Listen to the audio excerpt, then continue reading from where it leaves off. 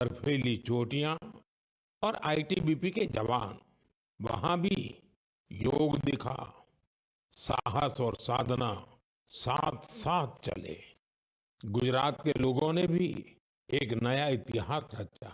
वडनगर में 2121 लोगों ने एक साथ भुजंगासन किया और नया रिकॉर्ड बना दिया। न्यूयॉर्क, लंदन, टोक्यो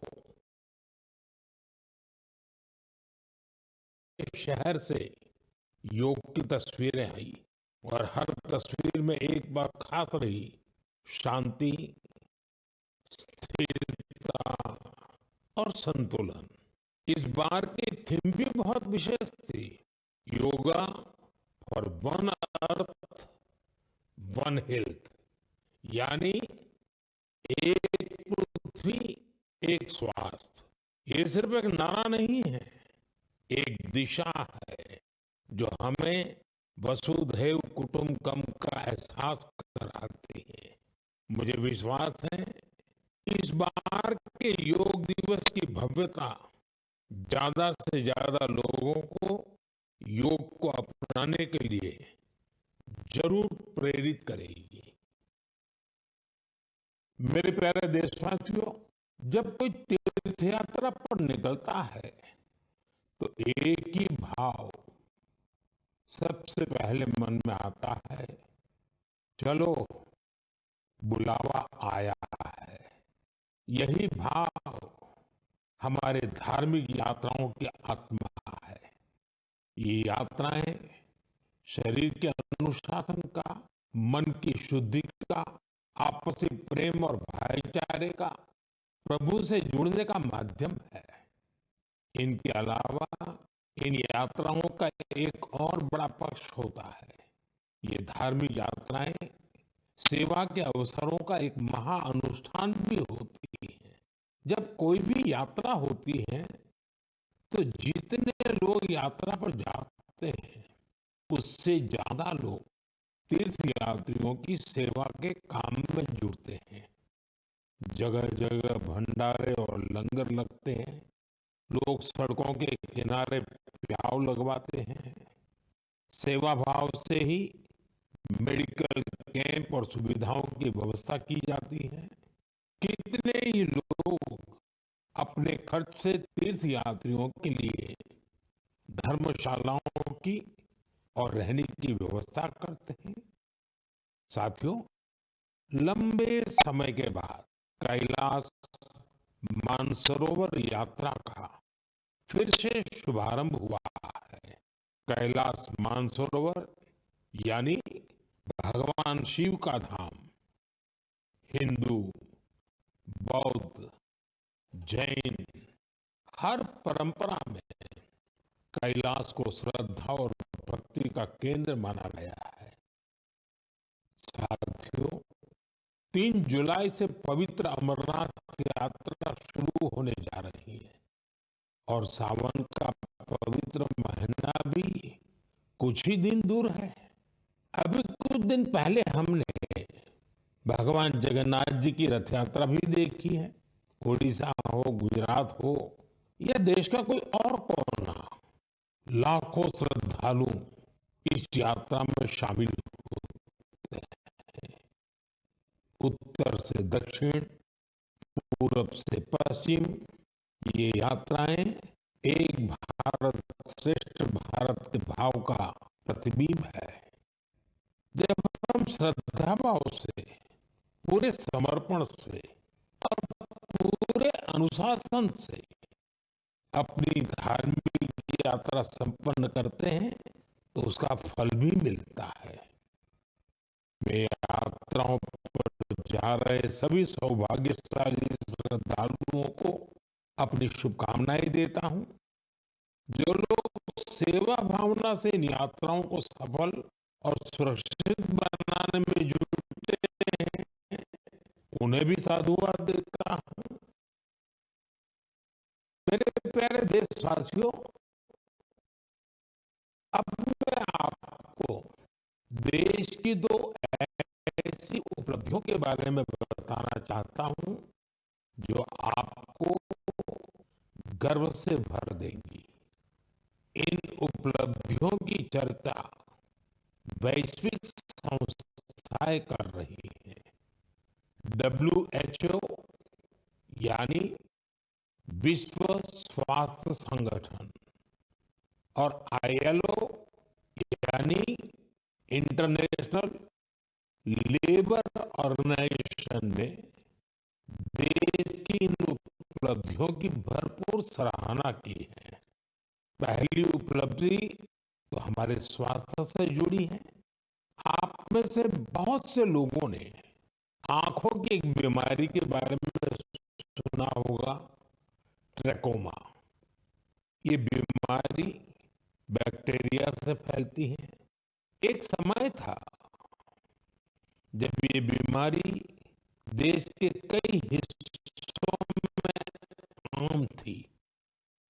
ध्यान नहीं दिया जाए तो इस बीमारी से धीरे धीरे आंखों की रोशनी तक चली जाती थी। हमने संकल्प लिया कि ट्रैकोमा को जड़ से खत्म करेंगे। और मुझे आपको ये बताते हुए बहुत खुशी है कि विश्व स्वास्थ्य संगठन यानी डब्ल्यूएचओ ने भारत को ट्रैकोमा फ्री घोषित कर दिया है। अब भारत ट्रैकोमा मुक्त देश बन चुका है। ये उन लाखों लोगों की मेहनत का फल है जिन्होंने बिना थके, बिना रुके इस बीमारी से लड़ाई लड़ी। ये सफलता हमारे हेल्थ वर्कर्स की है।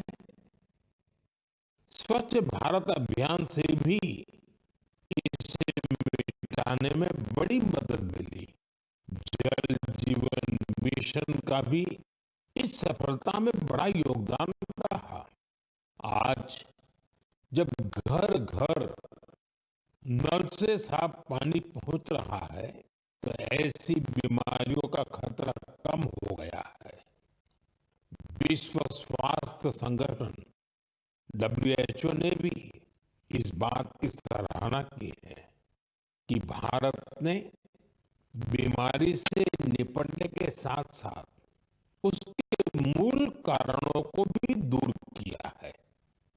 साथियों, आज भारत में ज्यादातर आबादी किसी न किसी सोशल प्रोटेक्शन बेनिफिट का फायदा उठा रही है। और अभी हाल ही में इंटरनेशनल लेबर ऑर्गेनाइजेशन आईएलओ की बड़ी अहम रिपोर्ट आई है। इस रिपोर्ट में कहा गया है कि भारत की 64%, 64% से ज्यादा आबादी को अब कोई न कोई सोशल प्रोटेक्शन बेनिफिट जरूर मिल रहा है। सामाजिक सुरक्षा ये दुनिया की सबसे बड़ी कवरेज में से एक है। आज देश के लगभग 95 करोड़, 95 करोड़ लोग किसी न किसी सोशल सिक्योरिटी योजना का लाभ पा रहे हैं, जबकि 2015 तक 25 करोड़ से भी कम लोगों तक सरकारी योजनाएं पहुंच पाती थी। साथियों, भारत में स्वास्थ्य से लेकर सामाजिक सुरक्षा तक हर क्षेत्र में देश सैचुरेशन की भावना से आगे बढ़ रहा है। ये सामाजिक न्याय की भी उत्तम तस्वीर है। इन सफलताओं ने एक विश्वास जगाया है कि आने वाला समय और बेहतर होगा। हर कदम पर भारत और भी सशक्त होगा। मेरे प्यारे देशवासियों, जन भागीदारी की शक्ति से बड़े बड़े संकटों का मुकाबला किया जा सकता है। मैं आपको एक ऑडियो सुनाता हूं। इस ऑडियो में आपको उस संकट की भयावहता का अंदाजा लगेगा। वो संकट कितना बड़ा था, पहले वो सुनिए, समझिए। आखिर ये जो जुल्म हुआ 2 साल तक, जुल्म तो 5-7 साल से शुरू हो गया था, मगर वो शिखर पर पहुंच गया है 2 साल में, जब इमरजेंसी लोगों पर ठोक दी और अमानुषी बर्ताव लोगों के साथ किया गया।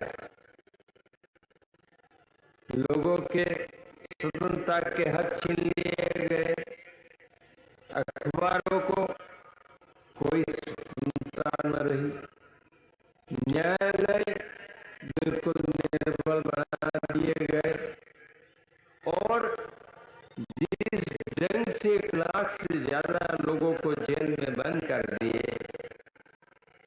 और फिर अपने मनमानी राज की ओर से होती रही, उसकी मिसाल दुनिया के इतिहास में भी मिलना मुश्किल है।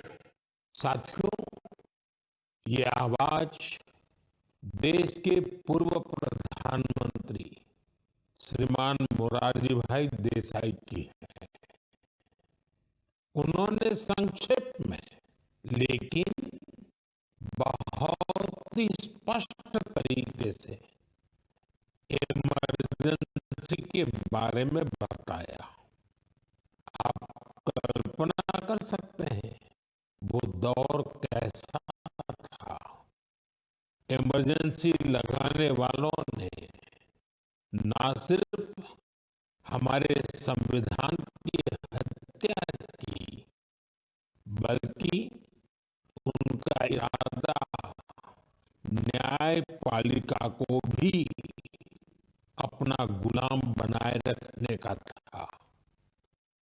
इस दौरान लोगों को बड़े पैमाने पर प्रताड़ित किया गया था।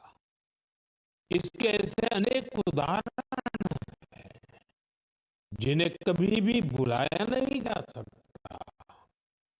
जॉर्ज फर्नांडिस साहब को जंजीरों में बांधा गया था।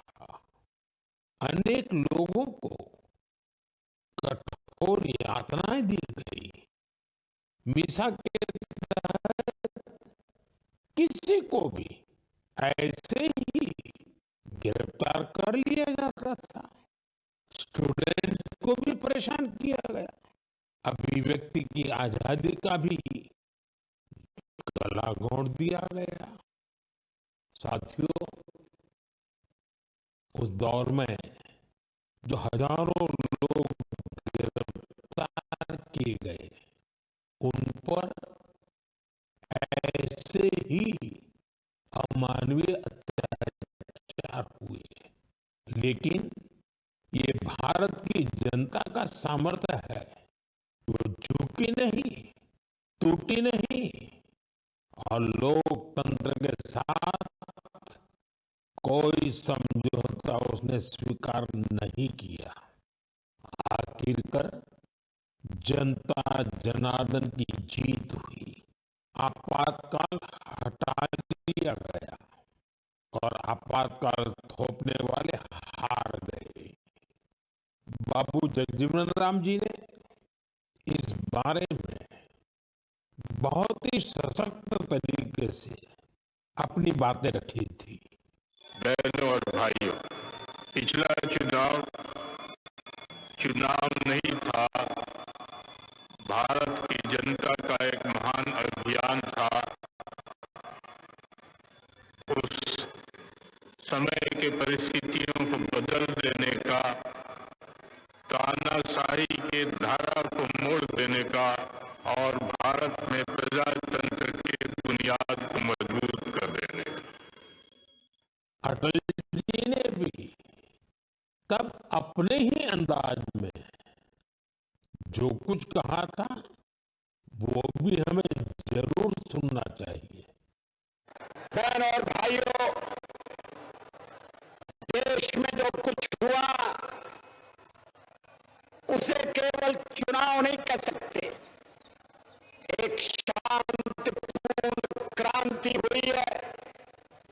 लोक शक्ति की लहर ने लोकतंत्र की हत्या करने वालों को इतिहास के कूड़ेदान में फेंक दिया है।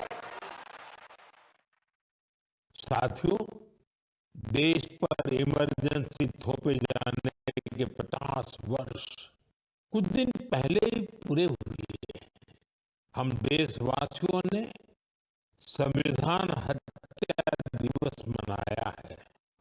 हमें हमेशा उन सभी लोगों को याद करना चाहिए जिन्होंने इमरजेंसी का डटकर मुकाबला किया था।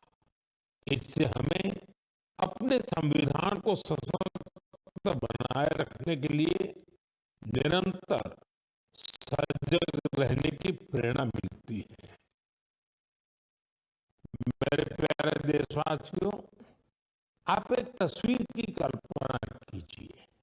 सुबह की धूप पहाड़ियों को छू रही है, धीरे धीरे उजाला मैदानों की ओर बढ़ रहा है और उसी रोशनी के साथ बढ़ रही है फुटबॉल प्रेमियों की टोली।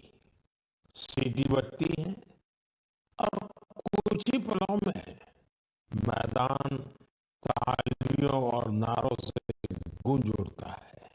हर पास, हर गोल के साथ लोगों का उत्साह बढ़ रहा है। आप सोच रहे होंगे कि कौन सी खूबसूरत दुनिया है। साथियों, ये तस्वीर असम के प्रमुख क्षेत्र बोडोलैंड की वास्तविकता है। बोडोलैंड आज अपने एक नए रूप के साथ देश के सामने खड़ा है। यहाँ के युवाओं में जो ऊर्जा है, जो आत्मविश्वास है, वो फुटबॉल के मैदान में सबसे ज्यादा दिखता है।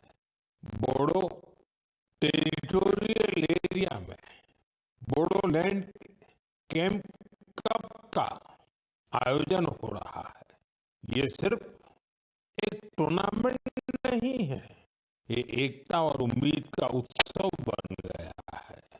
3,700 से ज्यादा टीम में करीब 70,000 खिलाड़ी और उनमें भी बड़ी संख्या में हमारी बेटियों की भागीदारी। ये आंकड़े बोडोलैंड में बड़े बदलाव की गाथा सुना रहे हैं।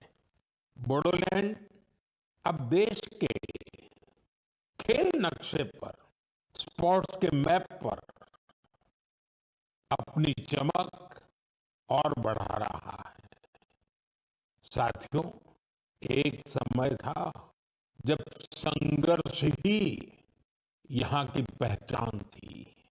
तब यहाँ के युवाओं के लिए रास्ते सीमित थे, लेकिन आज उनकी आंखों में नए सपने हैं और दिलों में आत्मनिर्भरता का हौसला है। यहाँ से निकले फुटबॉल खिलाड़ी अब बड़े स्तर पर अपनी पहचान बना रहे हैं। हरिचरण नार्जारी, दुर्गा बोरो, अपूर्वा नार्जारी, मनवीर बसुमतारी, ये सिर्फ फुटबॉल खिलाड़ियों के नाम नहीं है, ये उस नई पीढ़ी की पहचान है जिन्होंने बोडोलैंड को मैदान से राष्ट्रीय मंच तक पहुंचाया। इनमें से कई ने सीमित संसाधनों में अभ्यास किया, कई ने कठिन परिस्थितियों में अपने रास्ते बनाए और आज इनका नाम लेकर देश के कितने ही नन्हे बच्चे अपने सपनों की शुरुआत करते हैं। साथियों, अगर हमें अपने सामर्थ्य का विस्तार करना है तो सबसे पहले हमें अपनी फिटनेस और वेलबींग पर ध्यान देना होगा। वैसे साथियों, फिटनेस के लिए, ओबेसिटी कम करने के लिए मेरा एक सुझाव आपको याद है ना? खाने में 10% तेल कम करो, मोटापा घटाओ।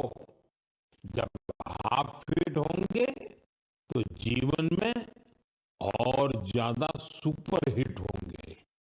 मेरे प्यारे देशवासियों, हमारा भारत जिस तरह अपनी क्षेत्रीय, भाषाई और सांस्कृतिक विविधता के लिए जाना जाता है, उसी तरह कला, शिल्प और कौशल की विविधता भी हमारे देश की एक बड़ी खूबी है।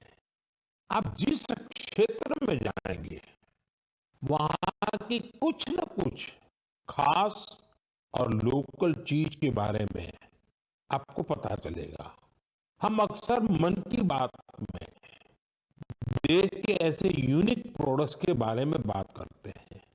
ऐसा ही एक प्रोडक्ट है मेघालय का एरी सिल्क। इसे कुछ दिन पहले ही जीआई टैग मिला है। एरी सिल्क मेघालय के लिए एक धरोहर की तरह है। यहाँ की जनजातियों ने, खासकर खासी समाज के लोगों ने पीढ़ियों से इसे सहेजा भी है और अपने कौशल से समृद्ध भी किया है। इस सिल्क की कई ऐसी खूबियां हैं जो इसे बाकी फैब्रिक से अलग बनाती है। इसकी सबसे खास बात है इसे बनाने का तरीका। इस सिल्क को जो रेशम के कीड़े बनाते हैं, उसे हासिल करने के लिए कीड़ों को मारा नहीं जाता है, इसलिए इसे अहिंसा सिल्क भी कहते हैं। आजकल दुनिया में ऐसे प्रोडक्ट्स की डिमांड तेजी से बढ़ रही है जिनमें हिंसा न हो और प्रकृति पर उनका कोई दुष्प्रभाव न पड़े। इसलिए मेघालय का एरी सिल्क ग्लोबल मार्केट के लिए एक परफेक्ट प्रोडक्ट है। इसकी एक और खास बात है, ये सिल्क सर्दी में गर्म करता है और गर्मियों में ठंडक देता है। इसकी एक खूबी इसे ज्यादातर जगहों के लिए अनुकूल बना देती है। मेघालय की महिलाएं अब सेल्फ हेल्प ग्रुप के जरिए अपनी इस धरोहर को और बड़े स्केल पर आगे बढ़ा रही हैं।